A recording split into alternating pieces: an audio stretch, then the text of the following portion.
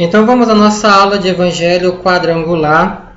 E você abre aí no primeiro capítulo e vai seguindo a aula pela sua apostila, ok?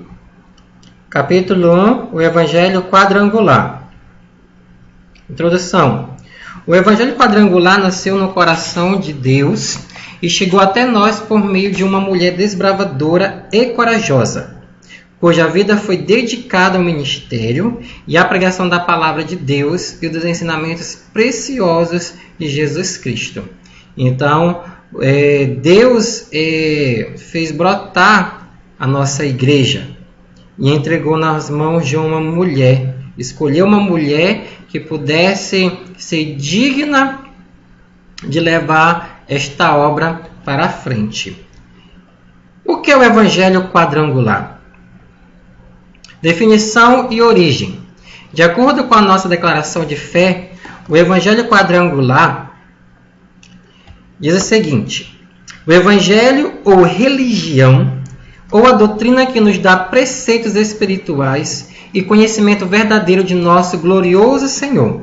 A mais formosa mensagem do mundo, apresentando algo de excepcional e que vem satisfazer aos mais altos anseios do homem, quer física ou espiritualmente, quer no presente ou no porvir, ou seja, para esta vida e para a eternidade. Então, queridos, nós temos uma declaração de fé, tá? Onde você pode estar adquirindo ali na Secretaria Estadual de Educação da Igreja ou no próprio ITQ mesmo, ali no prédio do ITQ, tá? Essa declaração de fé, tá? Que nós temos que conhecer e nós estamos embasados nesta declaração de fé, tá? A nossa igreja do Evangelho quadrangular. Origem histórica do Evangelho quadrangular. Em fins de julho de 1922, Aimee Semple McPherson, que é a fundadora da nossa igreja, esse é o nome dela, Aimee Semple McPherson, recebeu de Deus a visão que transformaria e traria para nós o Evangelho quadrangular. Foi durante sua última campanha de reavivamento nos Estados Unidos, na cidade de Oakland, na Califórnia. A tenda estava superlotada quando ela pregava sobre a visão de Ezequiel, capítulo 1. E ela teve a visão celestial. Olhe, é o Evangelho quadrangular.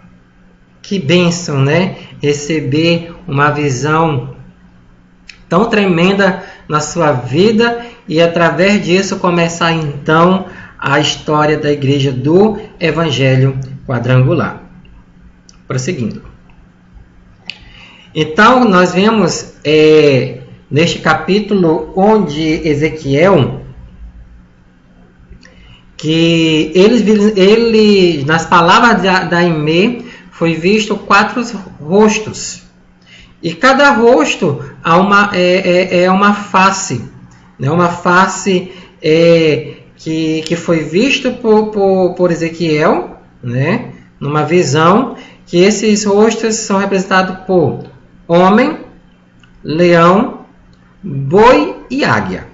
Cada um deles tem um simbolismo, tem uma simbologia e dos fundamentos doutrinários para a nossa igreja. E é muito importante a gente saber sobre esses rostos e tem muita gente que pergunta também a respeito deles e onde pode ser encontrado. Ok, queridos?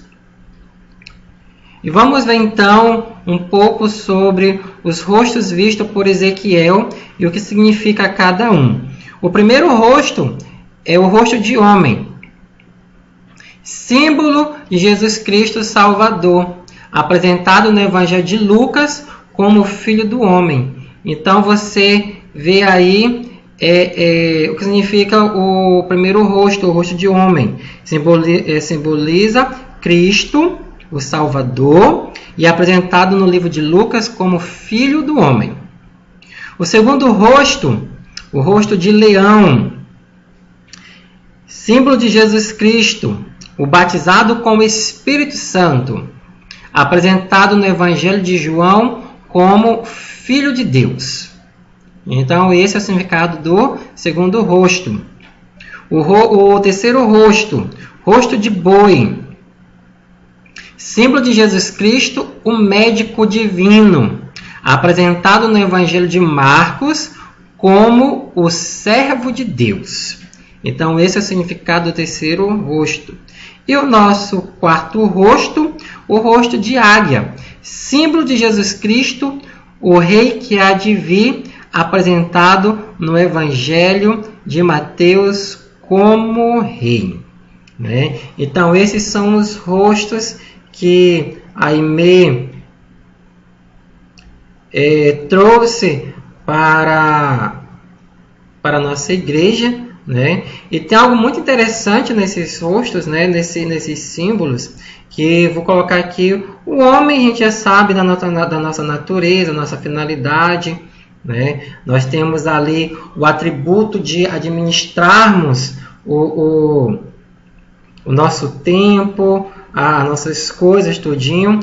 E o leão, né? Por que assim o leão, né? O leão, queridos, ele é um animal que ele casa unicamente com a leoa, e ele monta a sua manada e ele demarca o seu território, ou seja, ele é um protetor. E o outro leão não invade a área do outro.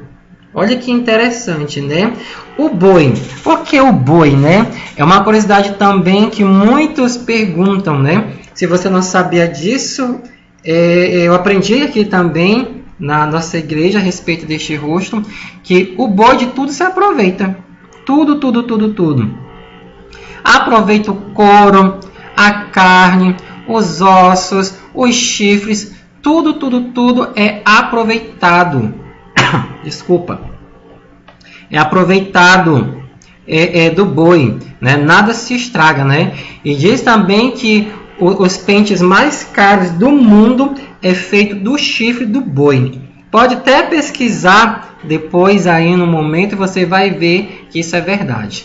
E a águia, né? Por que a águia, né? A águia, nós já sabemos que é uma ave que voa longe, mas lá no alto mesmo, né? E quando ela chega a um certo período seu, ela se isola de todo mundo, de todos, se coloca no pico mais alto que tiver e ela por si só arranca todas as suas penas, arranha na rocha as suas patas, o seu bico, e com o passar do tempo ela volta novamente a ter um bico novo, garras novas, penas novas, e volta novamente à sua majestade. Então, olha que curiosidade, né? Se você não sabia disso, agora está sabendo, ok? Vamos prosseguir? O Evangelho quadrangular nas Sagradas Escrituras. Tem muita gente que questiona que a Igreja do Evangelho quadrangular, ela não é uma igreja com doutrina e não tem base bíblica. Então, nesse tópico 2, você vai estudar na apostila, porque é um tópico muito grande, e você vai estudar com mais calma e precisão. E você vai ver as referências na Santa Bíblia. Você vai encontrar a autoridade da Bíblia, a Bíblia é a palavra quadrangular, Cristo, tema central de toda a palavra de Deus, Cristo, a palavra viva. Tá? Então, queridos, você vai ver lá as referências tudinho e você vai estudar com calma. Então, eu não vou estar citando as referências, explicando porque ele é um assunto bem grande, ok? Vamos para o lema, os símbolos e os emblemas. Vamos começar então pela bandeira. Eita, bandeira bonita, né?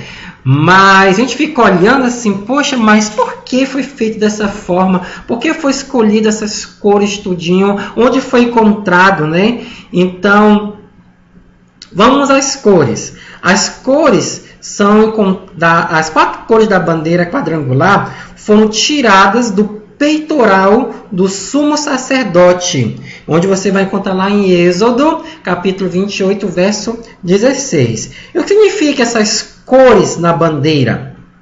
O vermelho, tipificando o sangue de Jesus derramado na cruz. O amarelo, ou o ouro, assim pode perguntar, representando o fogo do Espírito Santo.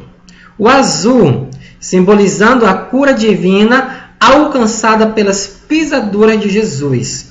Púrpura, ou roxo, né? Simbolizando a realeza de Cristo em sua segunda vinda.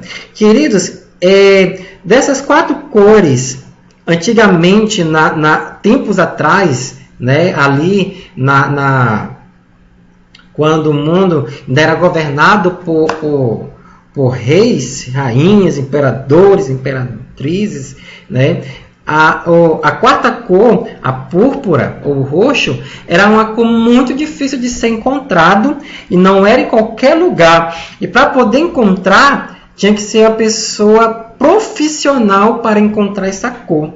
É por isso que ela é considerada a cor da realeza. Porque tinha que mergulhar bem fundo em alto mar, catar dentro de umas conchas, e dentro dessas conchas encontrava então a nossa cor púrpura ou o roxo, como assim conhecemos popularmente. Ok, queridos?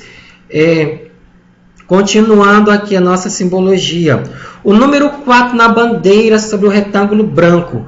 O que significa esse número 4? Representa os ministérios de Jesus. Que ministérios são esses? Que Jesus salva, que Jesus batiza, que Jesus cura e que um dia ele retornará.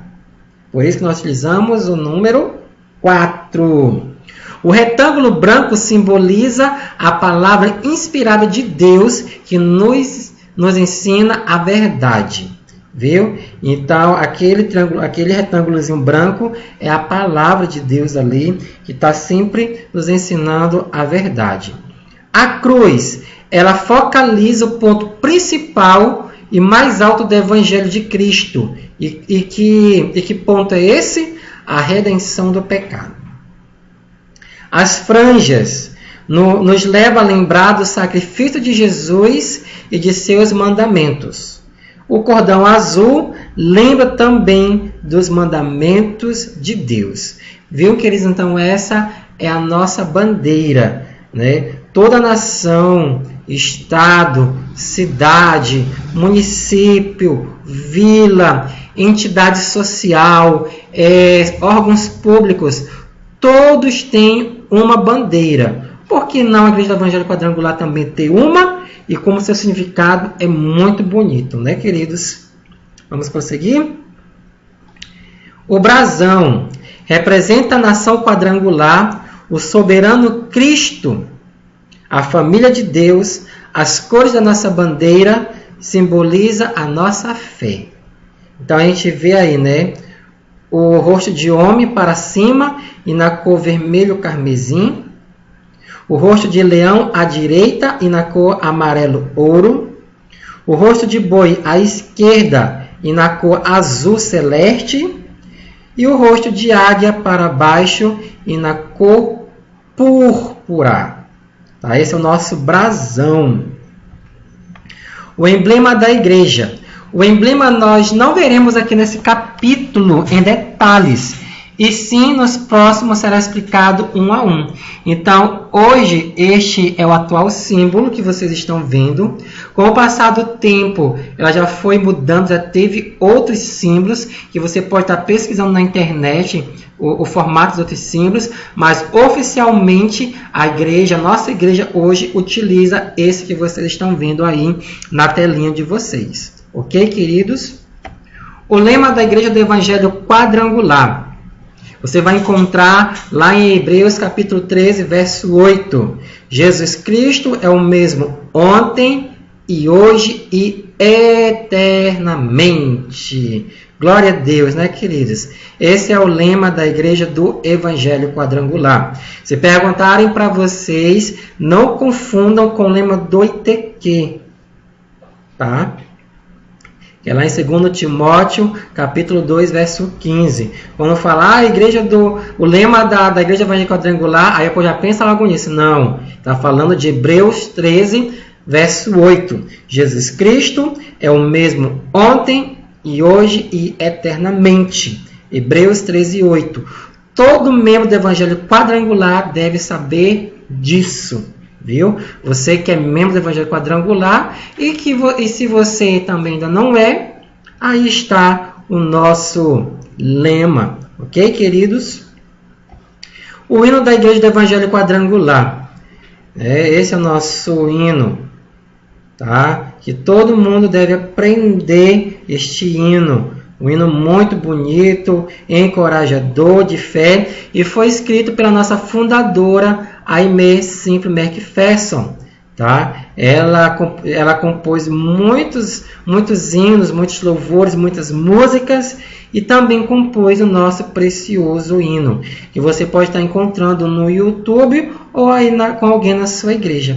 Amém, queridos? Então, este foi a nossa primeira aula sobre a Igreja do Evangelho Quadrangular e até a próxima aula. Tchau!